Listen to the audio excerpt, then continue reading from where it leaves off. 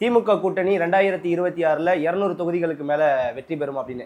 இப்ப ரீசென்ட்ல முன்னாள் முதலமைச்சர் எடப்பாடி பழனிசாமியார் அவர் வந்து பிரச்சாரம் பண்ற இடத்துல எல்லாம் வந்து 210 தொகுதிகளுக்கு மேல எங்க கூட்டணி வெல்லும், திமுகவை நாங்க கூண்டோட வெளியேற்ற போறோம் அப்படிங்கிற மாதிரிலாம் வந்து சொல்றாங்க.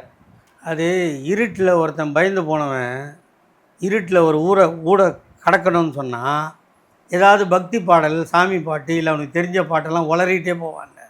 அந்த மாதிரி உளறல் பழனிசாமி. அவரோட பேச்சில் ஏதாவது ஒரு நியாயம் இருக்கா? ஒரு 4 வருஷம் முதலமைச்சராக இருந்தோன்ற நினைப்பு இருக்கா? இப்போ கூட போகிறாரு, மக்களை காப்போம், தமிழகத்தை மீட்போமா. இவர் அடகு வச்சுட்டு போன தமிழ்நாட்டை வடநாட்டு சேட்டுக்கிட்ட இவர் அடமானம் வச்சுட்டு போனார்ல, அதை இன்னும் மீட்டலைன்னு இவர் தூங்கிட்டு இருக்காரு. நாங்கள் மீட்டு 4.5 வருஷம் ஆச்சுன்றது அவருக்கு ஒன்றுமே தெரியல. அதை போய் நீங்கள் சொல்லுங்கள். முதல் என்ன சொன்னார்? கோயில் நிலத்தை எடுத்து கல்லூரி கட்டுவதா? முட்டாள் சொல்லுவானா இதை? ஆலயம் செய்வோம், கல்வி சாலைகள் செய்வோம். யார்? பாரதி பாடினது. இந்த முட்டாளுக்கு அது கூட தெரியலையே. இப்போ போய் அவர் சொல்கிறாரு 210 வரும். எங்கெங்கே வரும்? அகப்பில் இருந்தால் தானே, இங்கே சட்டியில் இருந்தால் தானே அகப்பில் வரும். ஒன்றுமே இல்லையே. இப்போ நேற்று பார்த்தீங்கல்ல,